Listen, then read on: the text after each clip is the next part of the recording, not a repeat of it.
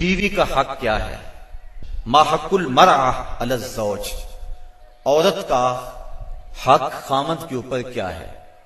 تو حضور علیہ السلام نے فرمایا کہ جو آپ کھائے وہ اس کو کھلائے۔ یعنی یہ نہیں ہے کہ میاں اور بیوی کے کھانے میں اور ان کی غذا میں فرق ہو، جس طرح کا کھانا خود کھائے اس طرح کا اپنی بیوی کو کھلائے۔ اور دوسرا فرمایا کہ جس طرح کا خود لباس پہنے اس طرح کا اپنی بیوی کو لباس پہنائے۔ تیسرا حق حضور علیہ السلام نے یہ بیان فرمایا کہ تو اس کے چہرے پہ نہ مارے، گھر میں 100 شکر رنجی ہو جاتی ہے، ولا یضرب الوجہ، چہرے پہ نہ مارے۔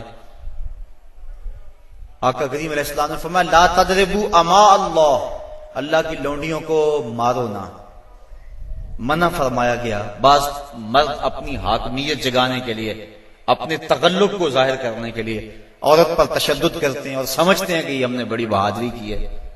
یہ کوئی اچھا کام نہیں ہے وہ جو اس نے کیا ہے، شریعت نے روکا ہے، منع کیا ہے۔ عورت مارنے سے درست نہیں ہوگی بلکہ معاملہ اور خراب ہو جائے گا۔ عورت کے بارے میں حضور نے ارشاد فرمایا یہ ٹیڑھی پسلی سے پیدا کی گئی ہے، اگر اس کو بالکل سیدھا کرنا چاہو گے تو یہ ٹوٹ جائے گی، اور اگر تم جو ہے وہ کوشش نہیں کرو گے تو ٹیڑھی کی ٹیڑھی رہے گی۔ اس لیے اس کی اصلاح کی کوشش بھی کرو، لیکن یہ تصور کہ بالکل درست ہو جائے۔ عورت کی کچھ چیزیں عورت کا حسن ہے۔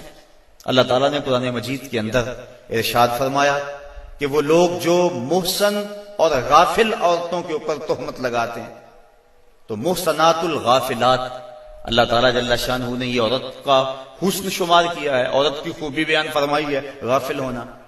مرد بڑا زمانے ساز ہو تو یہ اس کا حسن ہے، لیکن عورت بھولی بالی ہو، صرف امور خانہ داری کو جانتی ہو، باہر کے معاملات کو نہ جانتی ہو، یہ عورت کا حسن ہے۔ تو یہ لازمی نہیں ہے کہ عورت بھی مرد کی طرح تیز ہو۔ آج جس معاشرے میں ہم جی رہے ہیں، آج عورت کو مردوں کے مقابل کھڑا کر دیا گیا، اور وہ گھر کے کام کو بوجھ سمجھتی ہے، اور ہوٹل کے اندر کتنے کتنے لوگوں کو کھانا کھلا رہی ہے۔ گھر میں کہتے ہیں میرے ساتھ ظلم ہو رہا ہے۔ ایئر ہوسٹس بھرتی ہو گئی ہے تو 400 جو ہے وہ مسافروں کو جو ہے وہ پانی پیش کر رہی ہے، اور کتنے لوگوں کی بھوکی نظروں کا شکار ہو رہی ہے۔ ہر کوئی اپنی خواہش کے مطابق اس سے بات کر رہا ہے، تو وہ اتنے لوگوں کی خدمت کر رہی ہے، یہ ظلم نہیں ہے؟ اور گھر میں 10 بچوں کا کھانا پکائے، اور اپنے خامند کے باپ کا اور اس کی ماں کا کھانا پکائے اور ان کی خدمت کرے، تو سارے چیخ اٹھتے ہیں یہ ظلم ہو گیا، ادھر 300 اور 400 لوگوں کی خدمت کر رہی ہے۔ یہ عجیب سا ماحول ہے۔ تو عورت کی کچھ چیزیں جو ہیں وہ اس کا حسن ہے، اور وہی اس کی زندگی کا نکھار ہے، اور وہی اس کی خوبی ہے۔ تو اللہ تعالیٰ نے قرآن مجید کے اندر غافلات کا لفظ عورت کی خوبیوں کو شمار کرتے ہوئے بیان فرمایا۔ تو یہ چونکہ پسلی ٹیڑھی رہے تو پسلی کے ٹیڑھا ہونے میں بھی ایک حسن ہے، اگر سیدھی ہو جائے تو حسن زائل ہو جائے گا۔ اس لیے فرمایا کہ یہ ٹیڑھی پسلی سے پیدا کی گئی ہے، تو یہ بالکل سیدھی بھی نہیں ہو سکتی ہے، اس کی ناقص العقل ہے، اس کے اندر کچھ کمی ہے۔ اور ایک موقع پہ حضور نے ارشاد فرمایا اگر اس کی کچھ عادتیں تمہیں ناپسند ہیں تو کچھ ایسی عادتیں بھی تو ہوں گی جو تمہیں پسند ہوں گی۔ یعنی ساری عادتیں دیکھو نا، مجموعی طور پہ دیکھنا ہے، وہ تمہاری کتنی خدمت کرتی ہے، ماں باپ کو چھوڑ کے آئی ہے، بہن بھائیوں کو چھوڑ کے آئی ہے، تم سے پہلے اٹھتی ہے، تمہارے بعد سوتی ہے۔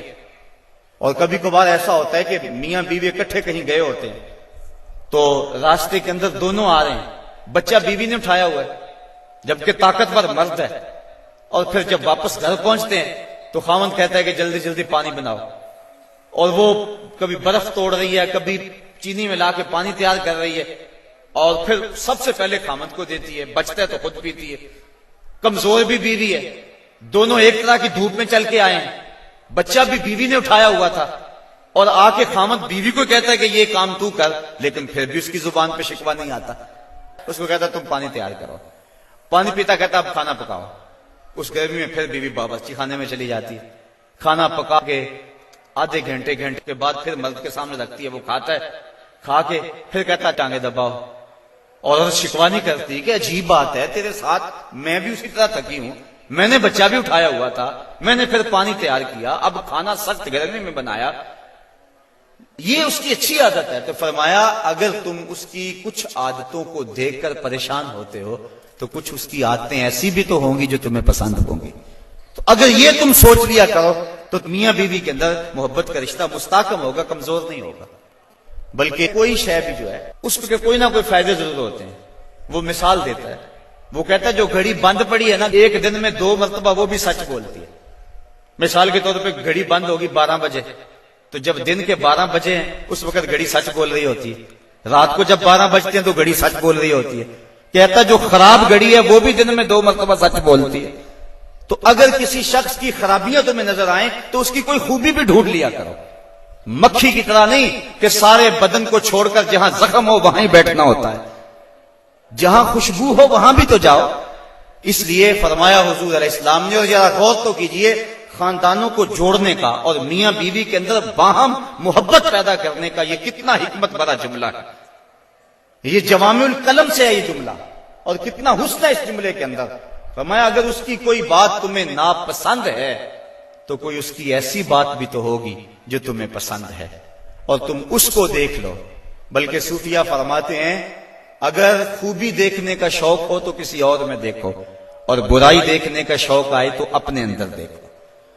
اگر انسان اپنی زندگی کے اندر یہ رویہ بنا لے تو زندگی میں حسن آ جاتا ہے. لیکن ہمارا جو عمومی رویہ ہے، ہم برائیاں اوروں میں دیکھتے ہیں اور خوبیاں ساری اپنے اندر دیکھتے ہیں.